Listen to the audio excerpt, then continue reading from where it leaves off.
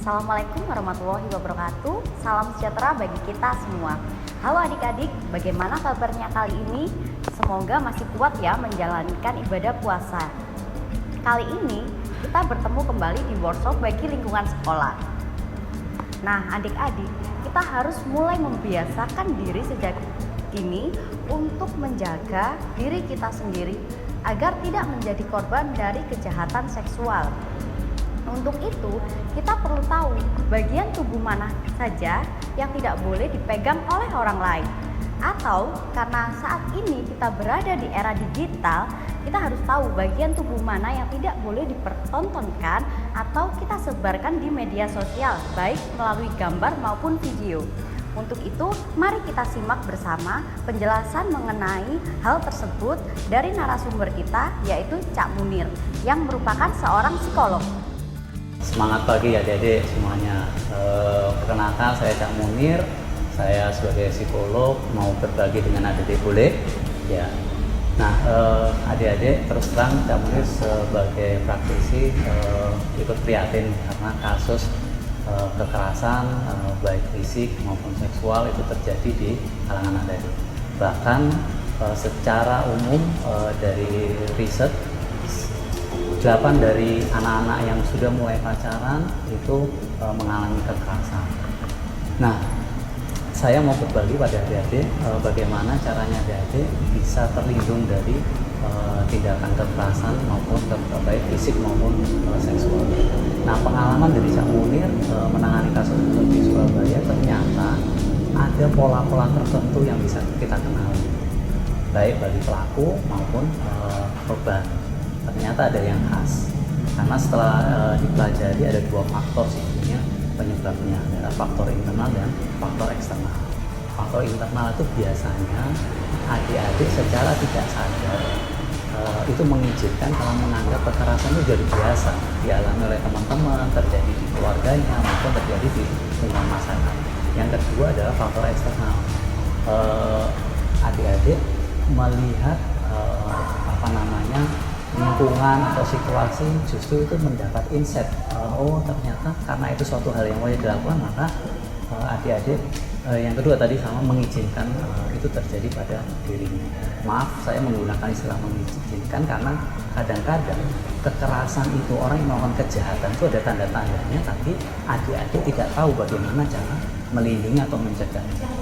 Oleh sebab itu yang harus dilakukan oleh adik-adik adalah ada 3 hal supaya adik-adik tidak terjebak pada kekerasan pada anak maupun kekerasan seksual baik fisik maupun seksual. Yang pertama adalah kenali diri. Nah, banyak kasus yang kami temukan dari 10 anak katakanlah yang mengalami kekerasan, biasanya dia tidak kenal dirinya, apakah dia ada pada situasi yang tidak aman, apakah ada situasi yang aman. Bahkan kadang-kadang pelakunya itu adalah orang terdekat, bisa orang tua kandung, bisa orang tua tiri, bisa pacar atau tetangga dan sebagainya. Bahkan kasus yang banyak muncul dari guru dan sebagainya. Nah, kalau ini sebetulnya itu bisa dikenali. Nah, kalau ada yang tahu ciri-cirinya, maka ada yang bisa. Yang berikutnya adalah kenali diri, itu juga kenali potensinya. Anak-anak yang tidak kenal potensinya, tidak tahu bahwa dirinya berharga. Karena ada dalam hal kekerasan ini kadang-kadang pesan yang sangat kita anak adik dalam tubuh adik-adik itu berharga. Kalau orang negara tertentu di era pandemi semacam ini, di kesehatan itu adalah harta karun. Tubuh adik-adik juga berharga. Tahunya di mana? Ketika adik-adik mengalami masalah dengan tubuhnya, itu yang repot bukan hanya diri sendiri, tapi orang tua, bahkan negara pun rugi kalau generasi mudanya pada posisi tidak bisa tumbuh berkembang sesuai potensinya. Yang kedua, adik-adik kenal yang namanya melindungi fisik dan mental. Fisik, ada bagian tubuh yang adik-adik secara sadar harus dilindungi dari sentuhan oleh orang yang tidak dikenal.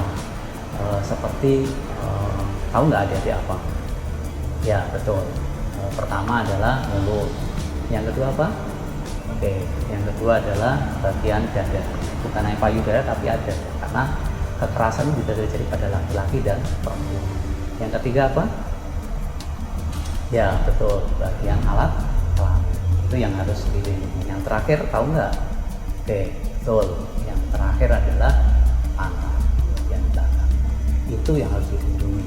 Ketika hal ini disentuh atau dipertontonkan atau ini, maka adik-adik harus waspada. Itu mengundang orang lain untuk melakukan kekerasan. Jadi meskipun Cak Munir adalah orang yang tidak setuju kekerasan, tetapi kita harus menjaga, melindungi diri kita supaya tidak memancing orang lain untuk mempunyai ide melakukan kekerasan terhadap adik-adik. Yang kedua adalah mental. Kalau fisik bisa, kebanyakan adik-adik kami ajarkan dari korban itu fisik sudah diajarkan, tetapi mental tidak. Secara kognitif atau kalau dia mengalami masalah, kalau tidak dipulihkan, maka ini akan kadang-kadang mengizinkan orang lain untuk melakukan apa-apa kok. Bisa aku ya tahu anaknya. Karena Cak Munir pernah mengalami ada orang tua yang anaknya mengalami pelecehan seksual, dia membiarkan.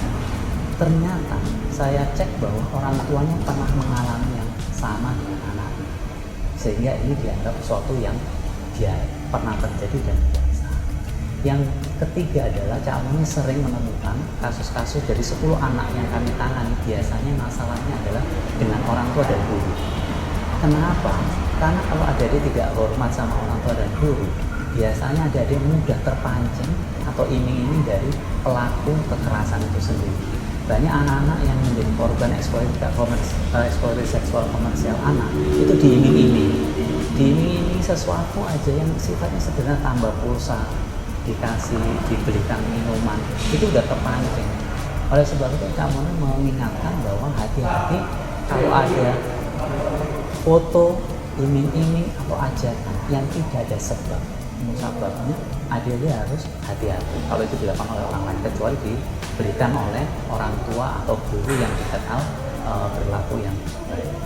Itu yang harus diketahui oleh dan menjadi suatu keterampilan untuk melindungi diri terhadap kekerasan terhadap diri adik dan